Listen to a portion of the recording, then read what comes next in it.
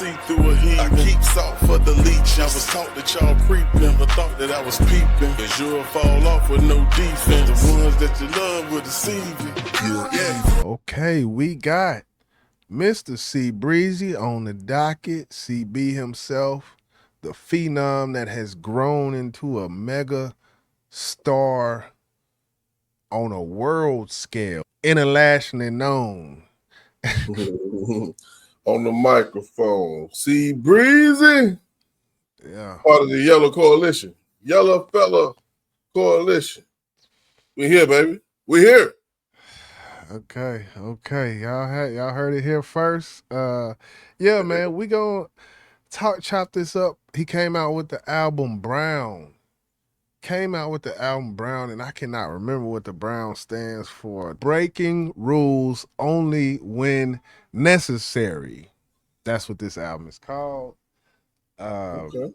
You know, that can take on a lot of different life forms and whatnot. But yeah, man, I listened to the project and I thought it was good for R&B. We're gonna talk about this one specifically. It's called Honey Pack. Yeah. And, yeah. This one right here seems like it's gonna be some nasty shit going on, right? Yeah, that's what the ladies like from Mr. C Breezy. He had a lot of that on here. I will say he didn't go the pop route. I was proud of that. I said great job for not going the pop route. He went the R&B route. So some people may be disappointed, others may like it, but we're gonna tap into this. This is Honey Pack. Oh, yeah. Ooh, yeah, yeah. Ooh,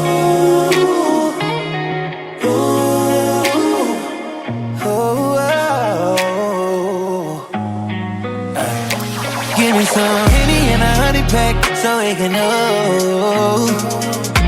Give me some Henny and a honey pack so we can know. Wait 15 minutes, then I wanna crack so we can know. Baby, you gon' get your money back so we can know. Yeah. Henny, honey pack. Henny, honey pack. Henny, honey pack. Got you coming back. Henny, honey pack. Henny, honey pack. Henny, honey pack. Got you coming back. You my little slip and slide. You my little water park. I'm tryna put my tongue all in between your thighs and tell a nigga lick your heart. You know that a nigga nasty. Damn. Got you doing things that you ain't never did. Type of shit you wanna go and tell your friend. Type of shit you always wanna do again. Baby, I'm him, damn right. I'ma show you things you ain't know that you like. I ain't see that pussy, put that rose on you, damn right. He gon' need a mop by the end of the night. Honey Pack say he gonna put that rose on you. Look, man, I'm gonna just say this. What he's doing on here, you can't compete. If he said he gonna put that rose. Look here. Who the fuck said light skinned niggas is out of style? Man, they lied to you, man. Don't let them lie to you, baby. This man is using every device in his arsenal on this fucker right here. That's what you do. That's what you do. You ain't gonna talk shit about me. Golly. Give me some Henny and a honey pack so we can know. Give me some Henny and a honey pack so we can know. Wait 15 minutes, then I wanna crack so we can know. Baby, you gon' get your money back so we can know. Yeah. Henny, honey pack. Henny, honey pack. Henny, honey pack. Got you coming back.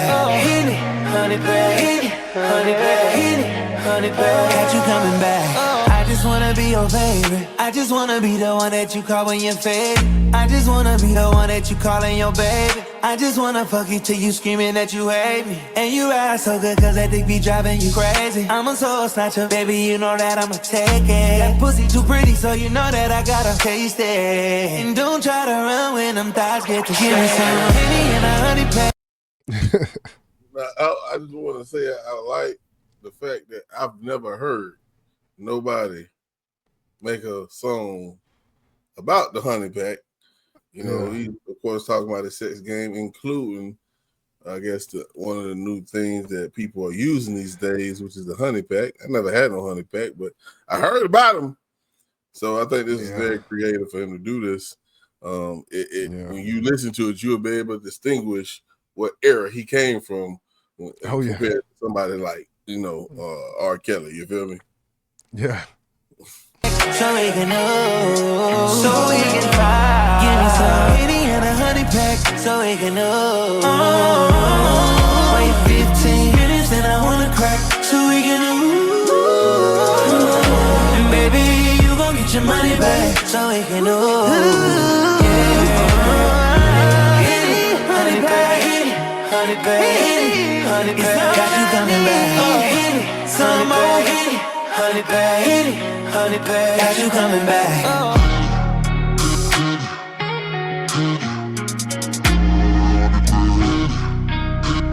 That's what I was talking about right there.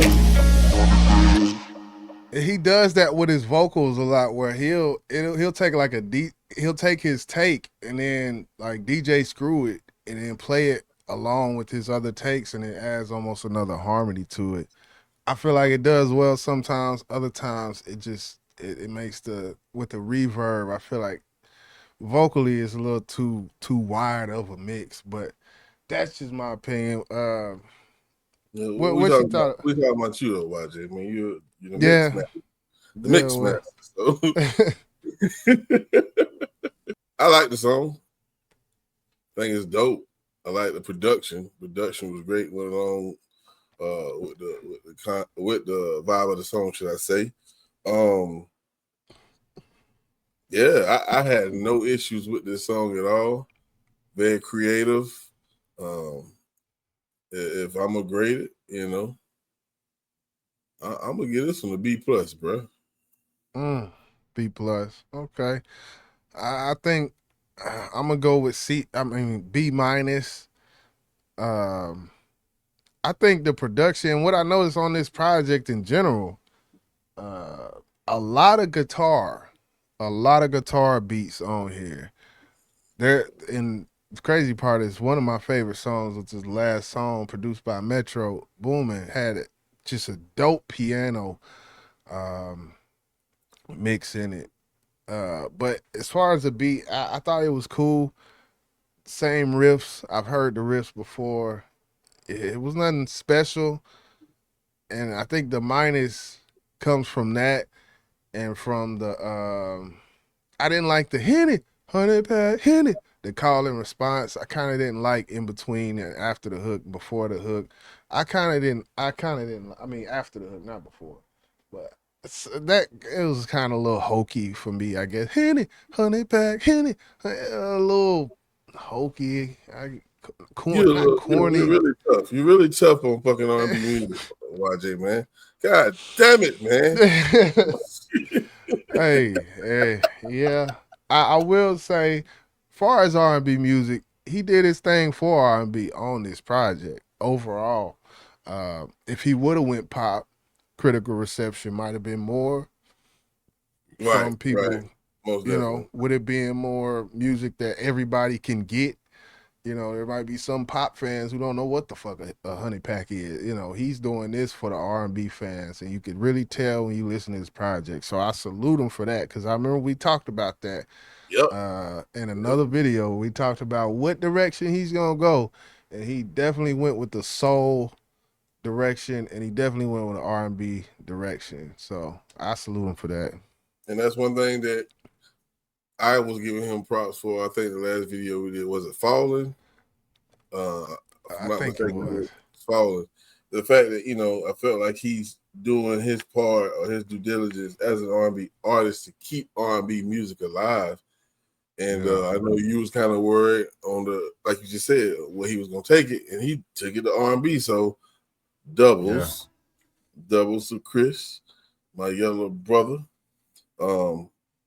Yeah, I like it, man. I like it. I like it. Yeah, I will say, there's some other songs on this project that I did like. Something in the Water, Hate Me, The Present. Um, I mean, he had some songs on this album where they're R&B songs, but they're not love songs. And I always salute R&B artists who can use the genre of R&B to talk about something else than a relationship with a woman, because there's more to life than that, I feel like. So I Yeah, salute him for that as well. and before we get up out of here, Pitchfork, man, I told you what they said about the project. Oh,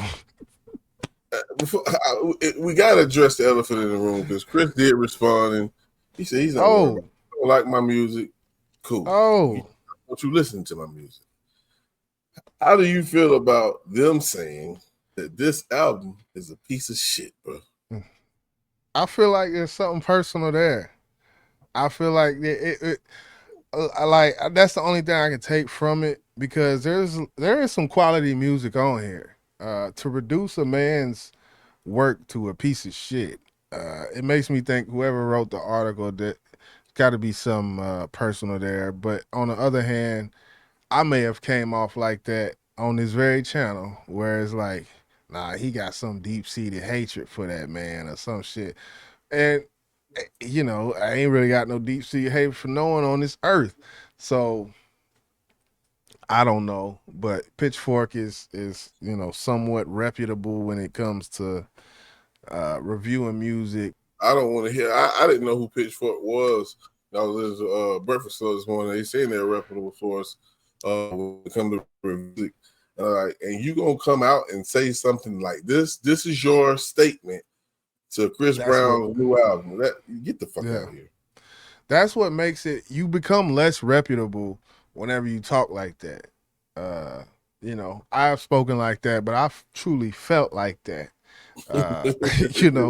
But if I was a representation of Complex Magazine or something like that, and I'm writing an article, I'm not gonna come off like that. This is some, we candidly speaking about this shit. But yeah, it's going, because there's a way to say this album is trash without saying this album is trash. And actually the other way, besides how they did it, is more effective ultimately. Because if you really break the shit down in a great way, someone by the time they read your article, they be like, man, yeah, they kind of right about that shit.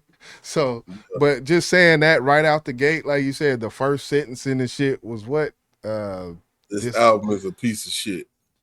Yeah, nah, that don't sound like a reputable music reviewer. That's not a Rotten Tomatoes review. Like for movies and shit, they give reviews. Right. They don't never just say that. They gonna say it, but not in that way. So I see where you're coming from on that. So I think it's cool for us to tell Pitchfork. If you take your top lip and connect it to your bottom lip, you will shut the fuck up.